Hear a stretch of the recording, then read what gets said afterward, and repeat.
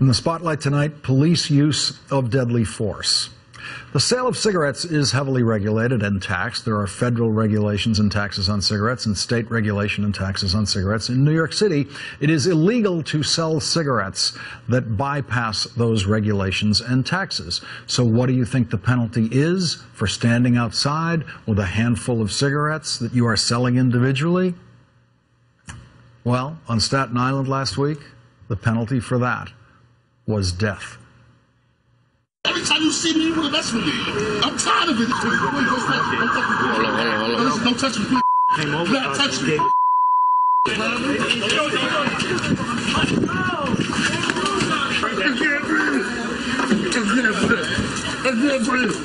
can't breathe.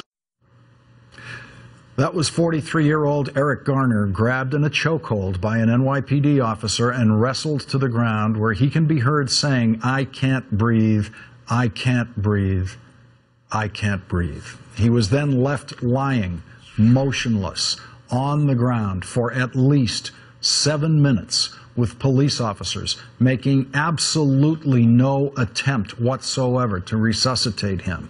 When emergency medical technicians and paramedics arrived, they also made absolutely no attempt to administer CPR or resuscitate Eric Garner. The 43-year-old father of 6 was pronounced dead on arrival at Richmond University Medical Center. The NYPD officer who put Eric Garner in a chokehold has been placed on modified assignment and stripped of his badge and gun. The NYPD banned the use of chokeholds over 20 years ago. New York City Mayor Bill de Blasio and NYPD Commissioner Bill Bratton had this to say. I want to offer my deepest condolences to the family and loved ones of Eric Garner. He was a loving husband and a caring father and grandfather. This is a terrible tragedy that occurred yesterday, a terrible tragedy that no family should have to experience. I have instructed Commissioner Bratton to ensure that there will be a full and thorough investigation of this incident. This would appear to have been a chokehold, but the investigation, both by the District Attorney's Office as well as by our Internal Affairs, will seek to make that final determination as part of our investigation. Joining me now is Jim Cavanaugh, an MSNBC law enforcement analyst. He's also a former police officer and an ATF special agent. And Chelsia Rose Marcius, a reporter at the New York Daily News. She has been covering this story. Jim, what is your reaction to that video? Well, the chokehold, Lawrence, is excessive. It's unnecessary. It's excessive force in an arrest situation like this. I mean, you question even why were any police forces arresting a guy for selling one loose cigarette, 50 cents, or even a few loose cigarettes. It should be a citation, not a physical arrest. And a chokehold is clearly against NYPD policy, and it's unnecessary force. The choke is set, if you look at the still photograph when he goes down on the sidewalk, that choke is set deep in his neck, and you can see how difficult it would be to breathe, and your chest would be heaving to get some air. So that is very excessive. But, you know, some of the other officers we can talk about, but they don't look like they're doing anything necessarily excessive. Chelsia, what is the status of the investigation at this point? The NYPD obviously is doing their own investigation, but what about the district attorney?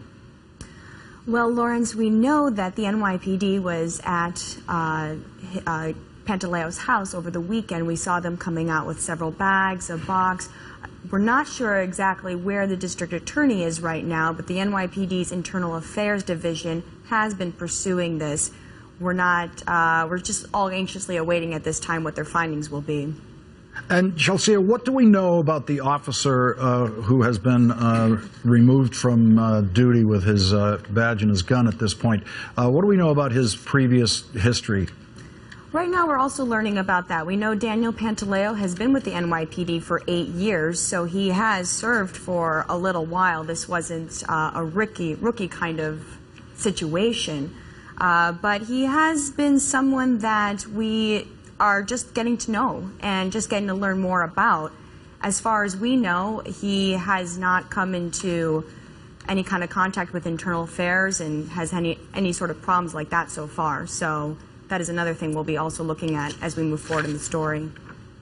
There is a report, the Staten Island Advance reports that Daniel Pantaleo, the one who put the chokehold on, has been sued twice before for violating the civil rights of people he's arrested. One of the suits is still open. In the other suit, the city was forced to settle for $30,000 for two men who objected to the way he handled them when they were arrested. And Jim Kavanaugh, most police officers in the NYPD and in every department around the country go through their entire 30-year careers without ever being part of a settlement like that. Right. I think they're going to have to look real closely at that in their internal investigation, Lawrence, about, the behavior of the officer.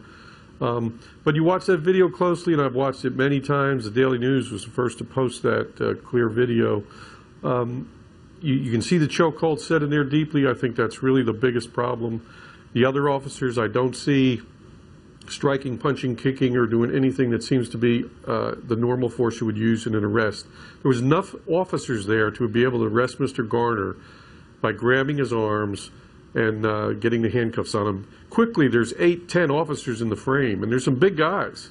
And you can hear one officer in the video say, okay, he's down, as if trying to de-escalate the situation. So I think it's got to be carefully looked at by Internal Affairs, and a little respect for Mr. Garner. Just one last comment, Lawrence. Mr. Garner is addressing the officers as officer. He's not attacking them. He's showing them respect, and he's a guy who's reacting to being over-policed because he's being over-policed, and he's just upset about it. He's not intoxicated. He's not mentally defective. He's not striking at them. So I hope the commissioner will look at this. I believe he will. I think he's a first-rate guy, and I think he'll maybe get some new policies in there. We need a lot more talk on the street to de-escalate. We need sergeants to step in. We certainly don't need chokeholds on citizens for the most extreme minor violations, or any violation for that matter. Yeah. And Chelsia, the U.S. attorney with jurisdiction over the Staten Island area, is saying that they're closely following the NYPD investigation developments. There's obvious potential for a civil rights violation in this arrest, and there have been some protests about this. Tell us about those protests. Yes, I was just at one myself yesterday. I mean, people in the community are gathering to really rally around the family and to say, look, we're not going to take this chokehold or anything from cops in the area. Now, I do want to say that, while we call it a chokehold and what certainly appears to be a chokehold, we're still waiting for that to be determined by Internal Affairs. But, Reverend Al Sharpton has come out. You saw the family, you saw Esau, the wife, and you saw the children come out and say, with Al Sharpton, standing by him and saying, we're not going to do this. She's in tears. You can tell the family is just in unimaginable pain.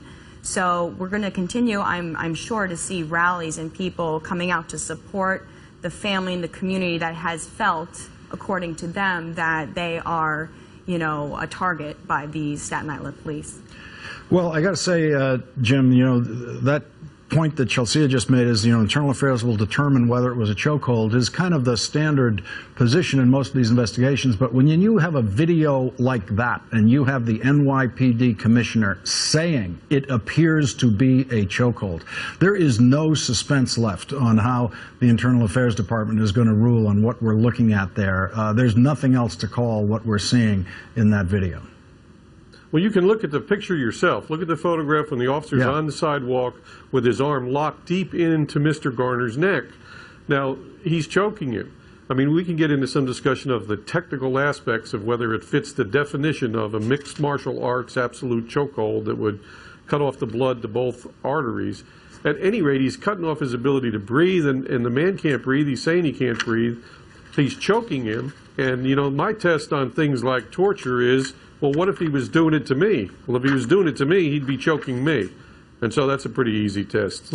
Yeah, and there's no question that without that video, I have absolutely no doubt that the officers involved would be completely exonerated for what went on there. But that video is something they're not going to have a lot of trouble getting past.